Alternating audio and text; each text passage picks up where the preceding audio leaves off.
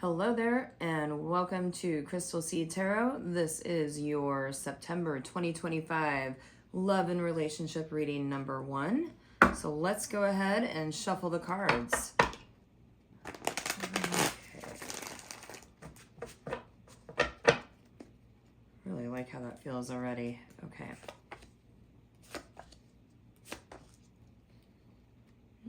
Okay, let me just take this in for a moment here.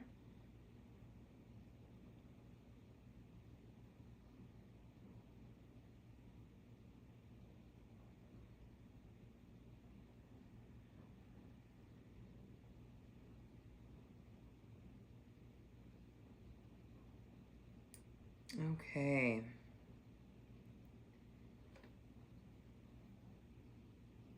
You got some big cards going on, and I think a little heads up about something in the future. So you've got this facing you now, past, present, future. So the first thing that's standing out about this reading is that we've got two major arcanas in this reading. We've got Hierophant and the Empress. So whenever I see a large amount of the archetype cards in a reading, I really think of that as like, this is basically a big transition, or you're kind of going through some changes, becoming a more refined version of yourself or a better version of yourself. So there's definitely a lot of growth going on in these two archetype cards here. And where there's a lot of growth, that can sometimes make us now not quite in sync with our partners. So that's kind of one of the things I'm picking up on in this reading number 1 for love and relationships for you. So let's dive in. In the past, we've got the Hierophant upright, and Hierophant is a 5. When you think of, in tarot, we've got a lot of 1 through 10, and that is going to be a chapter of your life. So 10 is going to be the outcome or the full manifestation. And 5 is smack dab in the middle. So 5 is going to be change. It's basically the change point. So we might be going on our journey 1 through 10, and we're like, I'm going to go to that 10. I'm going to go to that 10. But when we get to 5, we're like, ooh, I don't know if I want to stay with this 10. Maybe I need a different 10. Maybe I want to change up the course that I'm on presently. So with Hierophant, we've got that change number with the 5, but we've also got Hierophant is basically a spiritual guidance counselor, if you will, or your, the holy man that you seek wisdom from, or somebody who really knows what they're talking about on a bigger spiritual level. And he's mainly here to help you reassess your moral code in whatever way that is.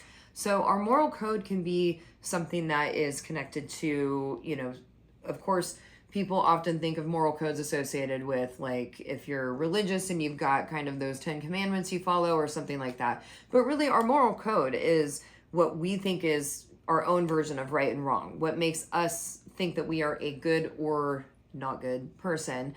And that can be all kinds of different stuff. So we could have a moral code about, I always want to be a hard worker, so I'm going to make sure that I work harder than everybody else, or that I work late, or that I work weekends, or that I take on all these other responsibilities. And that might be great on one hand, but it might also backfire on another, and we may need to reassess that moral code, for instance. So when we see Hierophant here in this relationship and love reading, in the past, it looks like you had to reassess what you want in relationships, or what you're willing to give, what you're willing to sacrifice. And I think kind of having more respect for yourself in terms of what you can give, what you do give. Anytime you see two pillars like this in tarot, it also means when I cross that threshold, I'm going to be a new version of myself. So it seems to me like there were already some lessons learned back here in the past about what you are willing to give or sacrifice in relationships. And we really shouldn't be sacrificing things in relationships. We should both come to the table with equal stuff to give, and there shouldn't be a sacrifice on either person's part. So maybe some of that was what you learned back here in the past, and it looks like you kind of have a stronger awareness of what you want in relationships going forward. So presently, you're showing up as the Empress, and the Empress is the Divine Mother card on one hand. So this can have to do with, you know, all of those mothering and nurturing qualities that you may bring to the table. Maybe you are actually a mother. Maybe you are actually a parent. Maybe you are somebody who kind of mother hens people, or who takes care of people very well, or somebody who is naturally kind of the leader or the person that makes the house the home, or makes things, you know, feel like a nice solidified family in some aspect.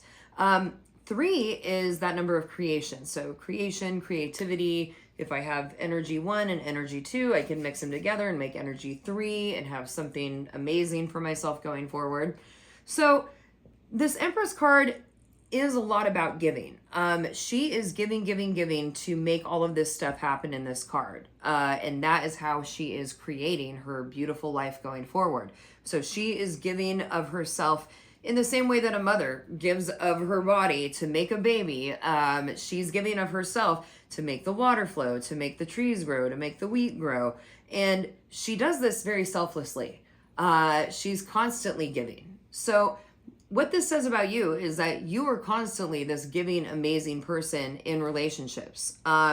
You have a lot to give as a just selfless, nurturing, caretaking type of person. And that's beautiful. But are we doing that too much? Because we're looking at Empress right next to Hierophant, and Hierophant is helping us reassess our moral codes. You know, it kind of brings to mind like when you're in a relationship and then you realize at some point that you've kind of taken on a parent role instead of a partner role, where we're kind of parenting our spouse, or maybe they're not as mature as us, or maybe they just don't have their shit together like we do. And then it kind of becomes taxing. And yeah, we might have that to give, but should we be giving that in relationships? I don't think that makes a balanced relationship. You know, that kind of leads to one person constantly giving more or being more responsible.